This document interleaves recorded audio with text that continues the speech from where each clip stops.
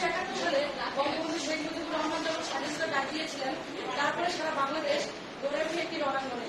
সারা দেশে তখন শুরু হয়ে যায় একটি নির্মম যুদ্ধ। এই যুদ্ধ চলে 9 মাস ধরে।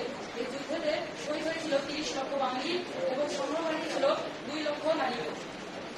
এখানে এই যুদ্ধে আমাদের যারা যুদ্ধ করেছে এবং আমাদের যারা গর্ব এবং আমাদের দেশের সূর্য সন্তানরা, তো তাদের আত্মত্যাগের সূর্য সন্তানরা যারা আত্মত্যাগ করেছে এবং তাদের আত্মত্যাগের ফলে আমাদের যে স্বাধীনতাটা পেয়েছি সেটির মূল্য আমাদেরকে দিতে হবে। তো আমরা আজকে গ্রুপ কসমিক এক্সপ্লোরারের পক্ষ থেকে মুক্তিযুদ্ধ বিষয়ক একটি নাটক উপস্থাপন করতে যাচ্ছি। নাটকটির নাম হচ্ছে কনসেন্ট্রেশন ক্যাম্প। 1971 সালে মে মাসের একটি নির্মম দুপুর। সূর্য তখন রোদ দিচ্ছিল কড়াভাবে।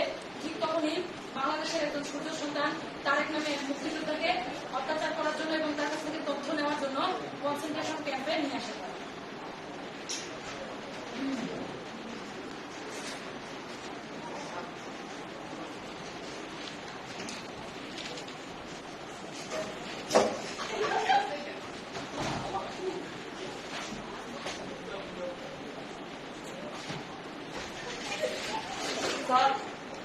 ये हालत मुक्ति है।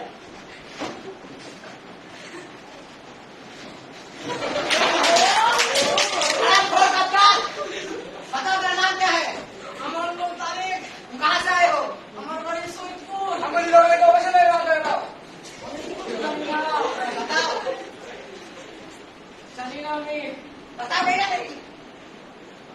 तो डाले तो क्या इन्फॉर्मेशन दो तो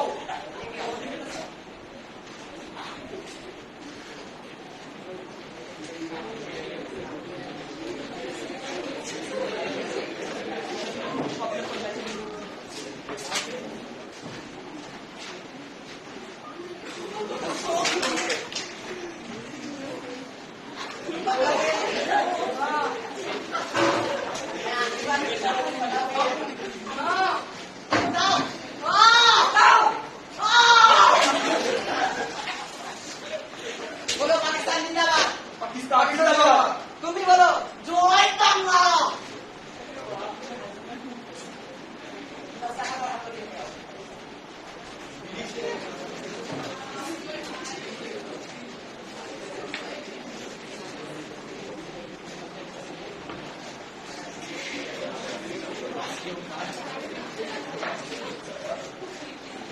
এভাবে 1971 সালে কতজনের কাছে অত্যাচার করা হয়েছিল তার হিসাব এখন আমাদের কাছে অজানা হয়েছে। এমনভাবে অত্যাচার করার পর এদেরকে ফেলে দেওয়া হতো বদ্ধভূমিতে, আহত অথবা নিহত অবস্থায়। তাদের খোঁজ খবর বা হদিশেও পেত না। এভাবে আমাদের অনেক মুক্তিযোদ্ধা, আমাদের অনেক নারী পুরুষ এবং বাঙালিরা তাদের জীবন আত্মত্যাগ করেছে, কিন্তু তাও মুক্তিযোদ্ধাদের ব্যাপারে কোনো ধরনের তথ্য প্রকাশ করতে দেয়নি বা তথ্য প্রকাশ করেনি। চলুন বাকিটা দেখে নেওয়া যাক আমাদের এই নাটকের মধ্যে।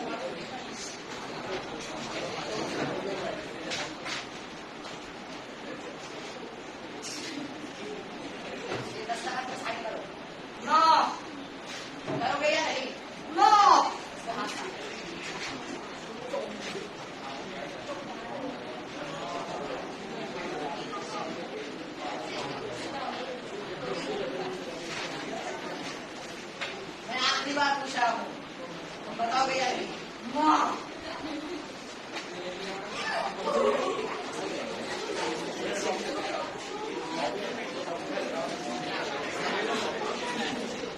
लेके जाओ।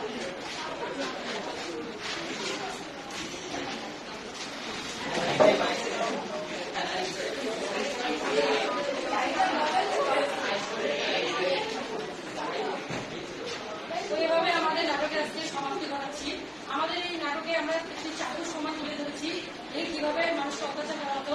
এর থেকেও যারা কত কঠিনভাবে অত্যাচার করা হতো তার নমুনা এই মঞ্চে দেখানোর মতো নয়।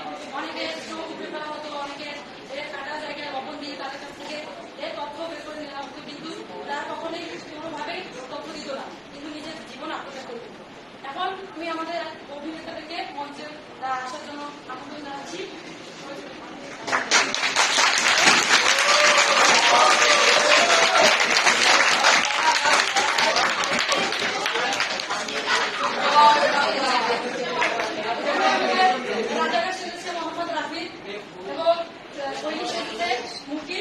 এবং এখানে আমাদের সব থেকে বড় ভিলেন যে ছিল মেজর সেজেছে মোহাম্মদ